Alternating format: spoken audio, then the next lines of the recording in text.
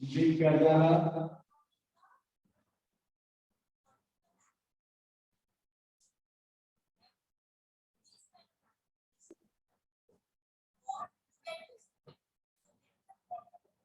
दिगंबरः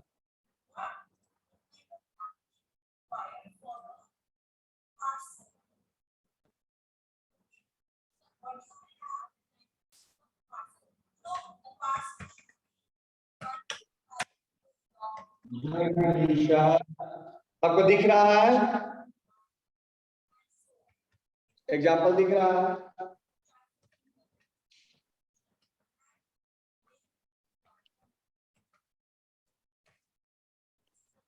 yes sir.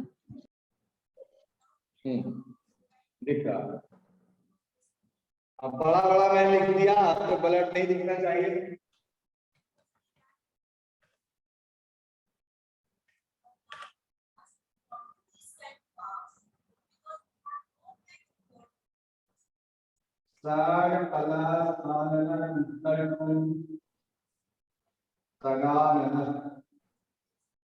जगत जोनिषा जो जगत जोनिषा आज प्लस अंता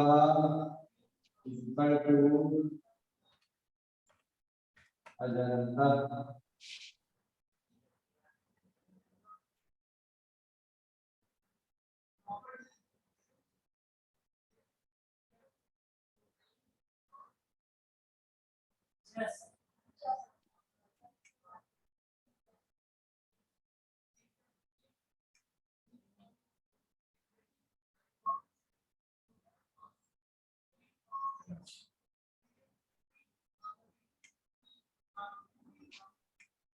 दिग प्लस गजा दिग्गज, दिग प्लस संबर दिगंबर, जगत प्लस ईशा जगदीशा, सड प्लस आनंद सदान, अच प्लस अंत अजंता, अप प्लस जम अपजम। इसको नोट करो, एग्जांपल लिखो, फिर इस पर डिस्कस करते हैं।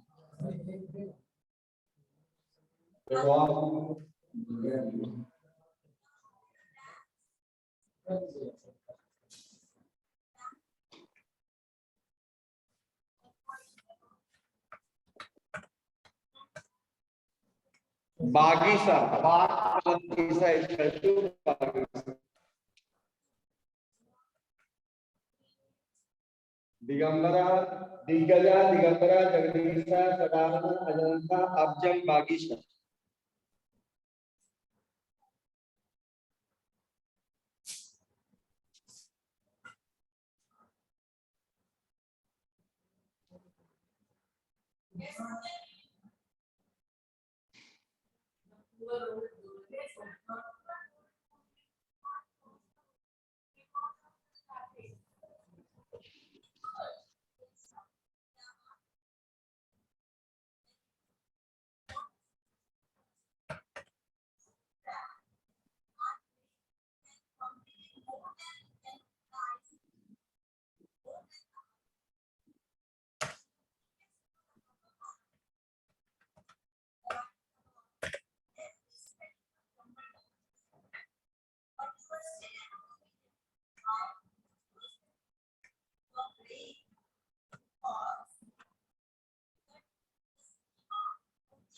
हो गया सर।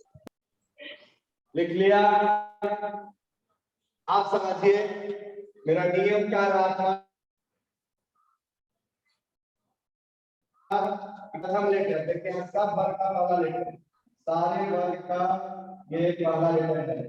तो इधर किसी भी वर्ग का तीसरा लेटर है, देखिए का ग है, क्या स्वर हो, देखिए स्वर है, ई स्वर है, आ दूसरा लेटर है, अच्छा ई स्वर है।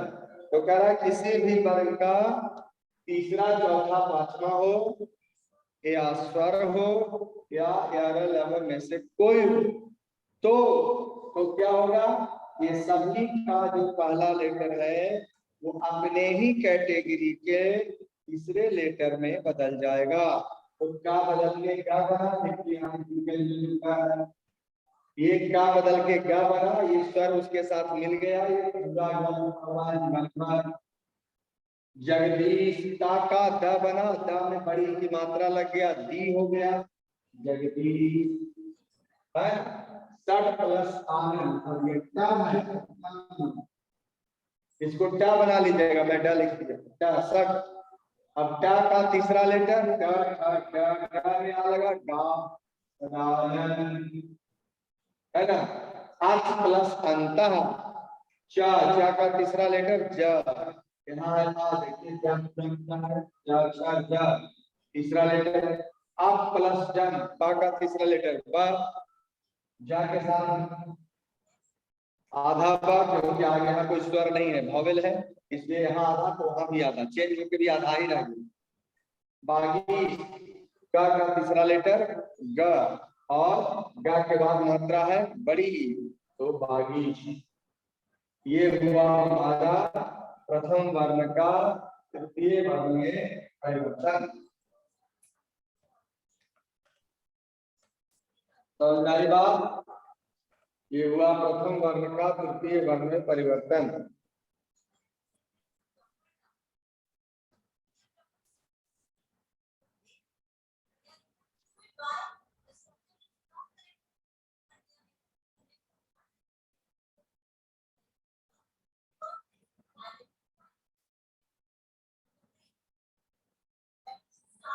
लिख लिया क्या?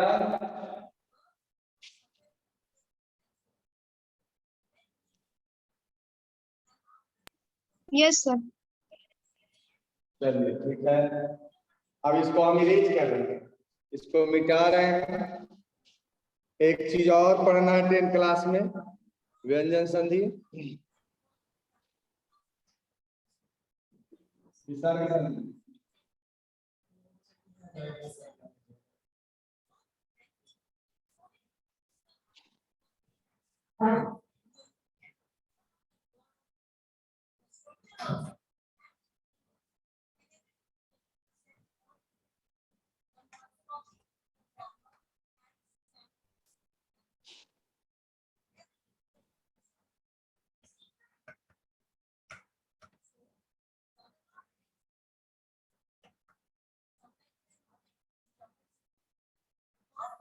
अब एक चीज ऐसे ही हमको आपको समझना है, अभी लिखने की जरूरत नहीं है, मैं लिख रहा हूं, आप उसको क्या है विसर्ग संधि।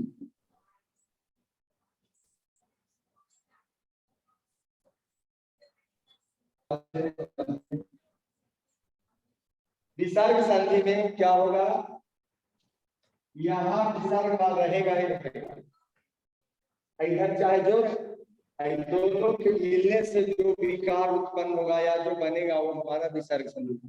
अभी तक हम लोग पढ़े स्वर, पढ़े व्यंजन, पढ़े, तो स्वर में इधर भी स्वर उधर भी स्वर, व्यंजन में इधर स्वर उधर व्यंजन, दोनों तरफ व्यंजन, या यहाँ व्यंजन तो यहाँ स्वर, माने स्वर और व्यंजन के मेल वाला पद।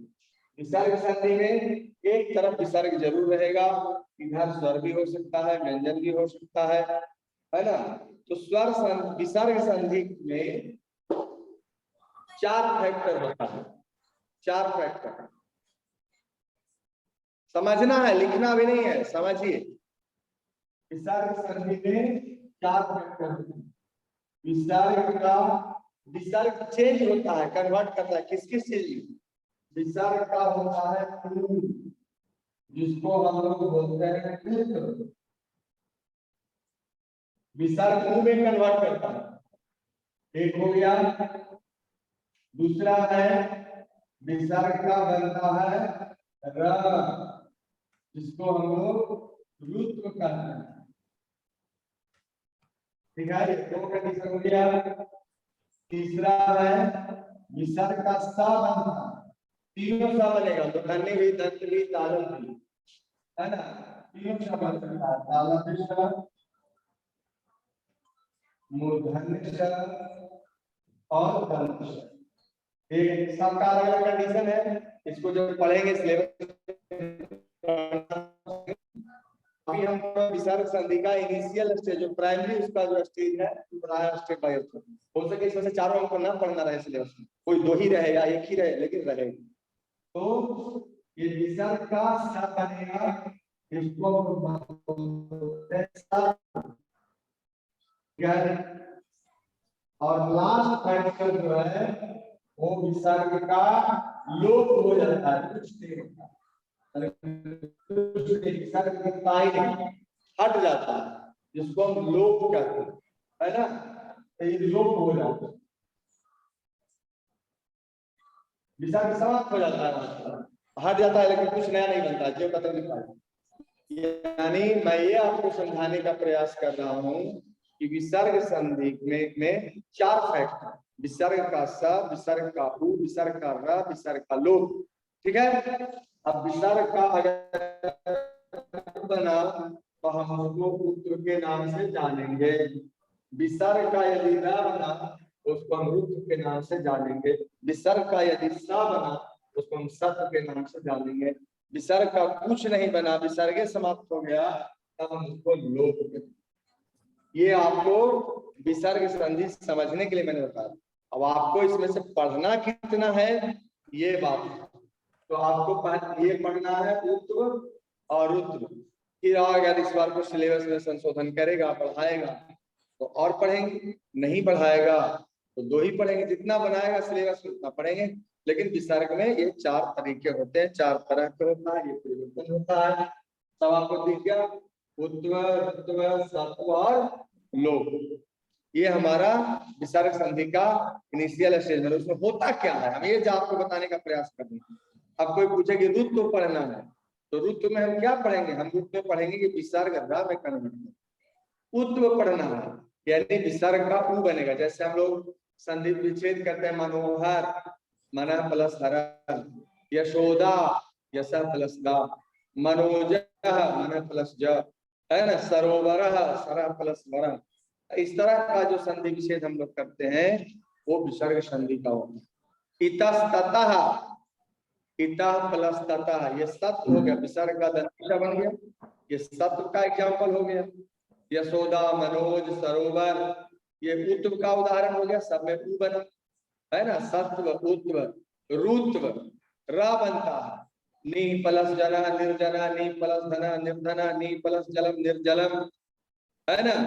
विसर्ग का र हो गया, विसर्ग का उ हो गया, विसर्ग का श हो गया, इतस्ततः, नमः प्लस्ते नमस्ते, नमः प्लसकार नमस्कार, बीच में श आ गया, विसर्ग हट गया। विसर्ग का लोप, राम गच्छति, बाला आगता, है ना, वो लोग। तो इसमें से पढ़ना जो है सिलेबस में एक दो तो पढ़ना ही है, उसको हम लोग पढ़ेंगे। तो यही विसर्ग संधि में होता है, चार फैक्टर, चार तरह के परिवर्तन विसर्ग संधि में। जैसे स्वर संधि में हम लोग पढ़ते हैं तो स्वर संधि के 5 भेद पढ़ते हैं, दीर्घ संधि, गुण संधि, यन संधि, वृद्धि संधि और आयाति संधि।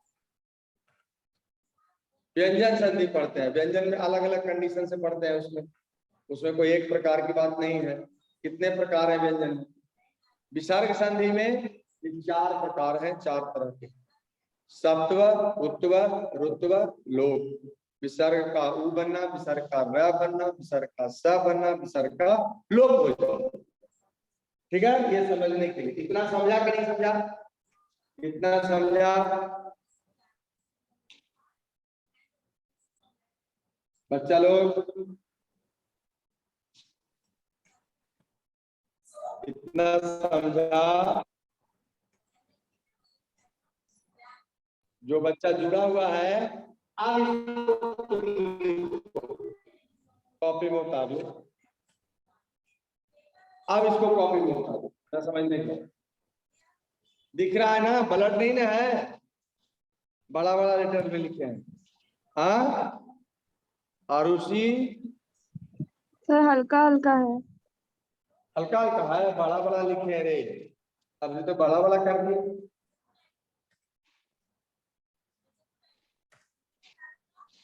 लाइट बोर्ड पे चमक रहा है।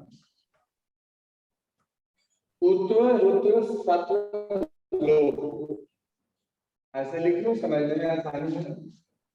ये 1 नंबर का, 2 नंबर का, 3 नंबर का और आप लिखो।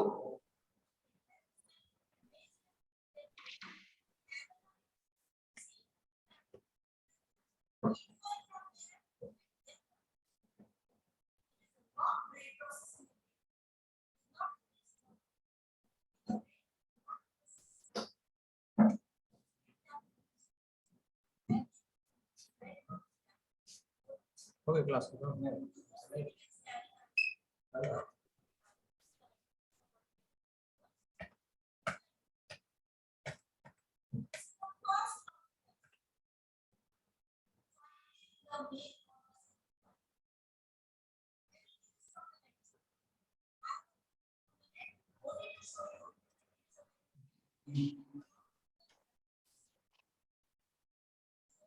चलो लिखा गया ना।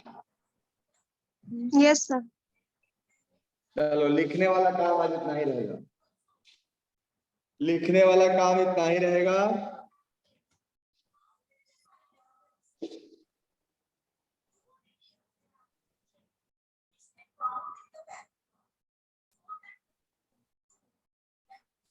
इसको हम लोग पढ़ेंगे।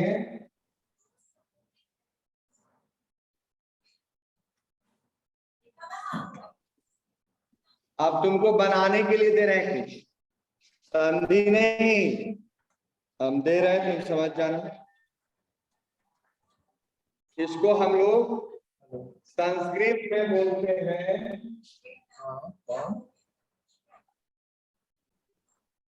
क्या लिखा हुआ है, अशुद्धि संशोधनम। ये संस्कृत में बोलते हैं, इसको इंग्लिश में बोलते हैं कॉमन एरर। हमारा इंग्लिश का चाहे हिंदी का चाहे संस्कृत का जो वाक्य होता है उसमें कुछ बीच में से इनकरेक्ट होता है, उस इनकरेक्ट पार्ट को करेक्ट कर देते हैं तो वो हमारा कहलाता है अशुद्धि संशोधनम। अशुद्धि संशोधनम जिसको हम इंग्लिश में कॉमन एरर कहते हैं। तो जो कॉमन एरर इंग्लिश का है वही हमारे संस्कृत का अशुद्धि संशोधनम है। यानी एक वाक्य है जिस वाक्य का कोई ना कोई एक पार्ट गलत है, हमको उसको सही लिखना है। अब हम गलत पार्ट को अंडरलाइन करेंगे। हम सेंटेंस लिख रहे हैं 5, ज्यादा नहीं, उस 5 को गलत पार्ट को अंडरलाइन करेंगे। बच्चा क्या करेगा, उस अंडरलाइन पार्ट को करेक्ट करेगा। तो ये हमारा 4 नंबर का बोर्ड एग्जाम सीबीएसई में आता है, 4 नंबर। कभी कभी 5 का भी पूछ देता है, लेकिन ऐसे 4 ही रहता है। तो ये 4 नंबर का अशुद्धि सौ करना कुछ नहीं है, कहीं एक पार्ट गलत है उसको सही कर देना। आगे जैसे हम लिख रहे हैं अंडरलाइन पार्ट करेक्ट रहेगा, जो गलत इनकरेक्ट पार्ट है अंडरलाइन होगा। जैसे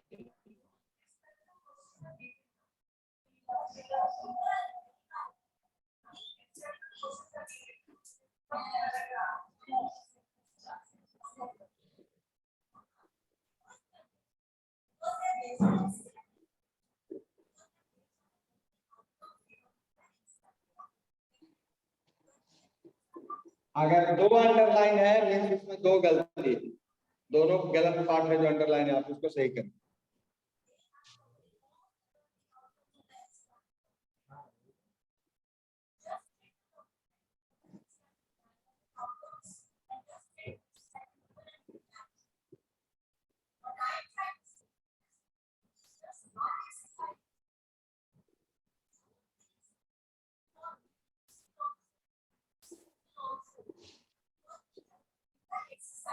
याने एका बालिका भ्रमंती सरोवरे तिस्रा कमलानि विकसंती।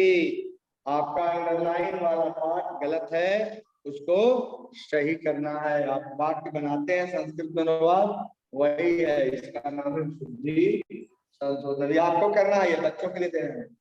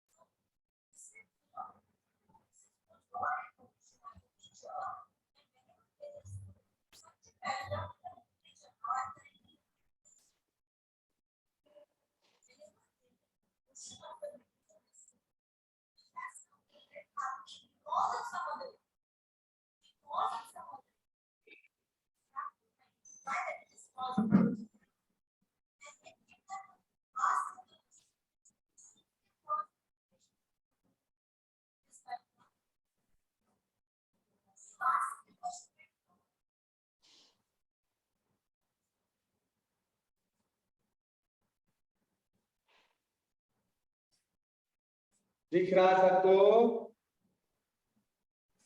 पहला सर ब्लर उद्यान है सर। हाँ सर ब्लर है।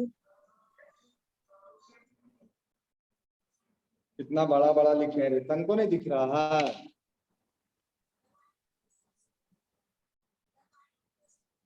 हम डिक्टेट कर रहे हैं, देखो तुम्हारा जहां छूट रहा है उसको लिख लो, हम डिक्टेट भी तो कर रहे हैं। पहला उद्याने एकः बालिका भ्रमंती, एकः और भ्रमंती को अंडरलाइन कीजिए।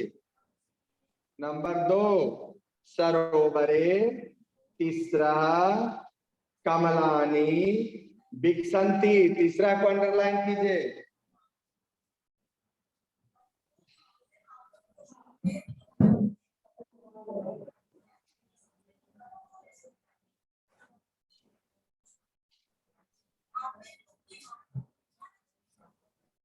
तीसरा फलम मधुरा अस्ति, मधुरा को अंडरलाइन कीजिए।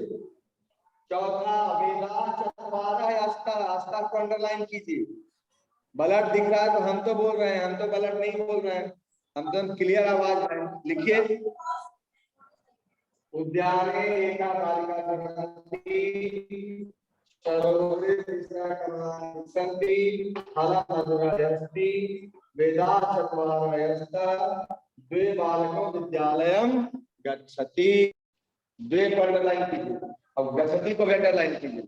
अब बनाइए, दिमाग लगाइए कहाँ गलत है।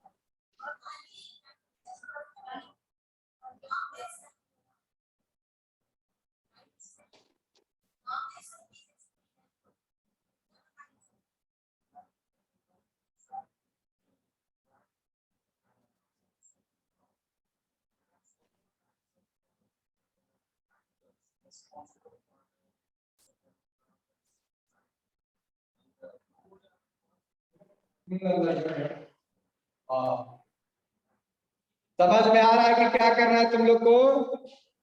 समझ में आ रहा है? Yes sir. गलत है उसको सही करना है। कहाँ गलत है? जहां अंडरलाइन। पकड़ेंगे कैसे? विशेषण विशेष देखिए, संख्या देखिए, कर्ता क्रिया देखिए, आपको अपनी पकड़ में आ जाएगा कि कर्ता के अनुसार क्रिया नहीं है तो गलत है, विशेषण विशेष नहीं है सही तो गलत है, संख्या सही नहीं है तो गलत है। ये आपके लिए, इसको आप बनाइए।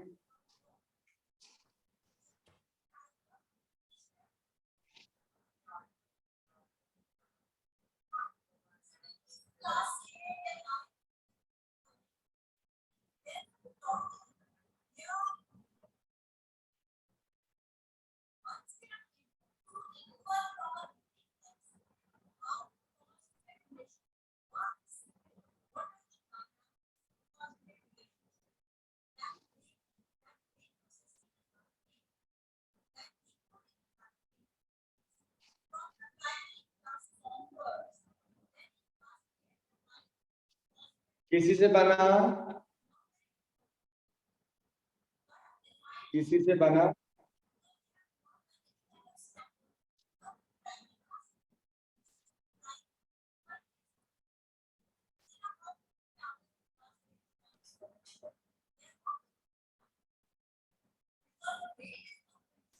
अब जो बनाया वो ठीक है, मिला ले, जो नहीं बनाया बना ले। पहला वाला यहाँ एका होगा और वहां भ्रमति होगा, क्योंकि हमारा सब्जेक्ट सिंगुलर है। सब्जेक्ट जब सिंगुलर होता है तो वर्ब हमेशा सिंगुलर होता है। अब विशेष के अनुसार विशेषण होता है, यहाँ बालिका है, यहाँ एका होगा। करेक्ट कीजिए, एका और भ्रमति। आवाज सुनाई पड़ रही ना मेरी आवाज? Yes sir. हाँ, उसको सुधारो।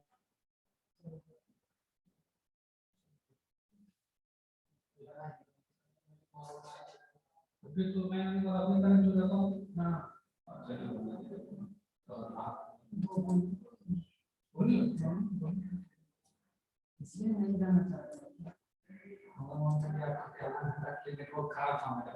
What do you think the salary would be? Right. So this is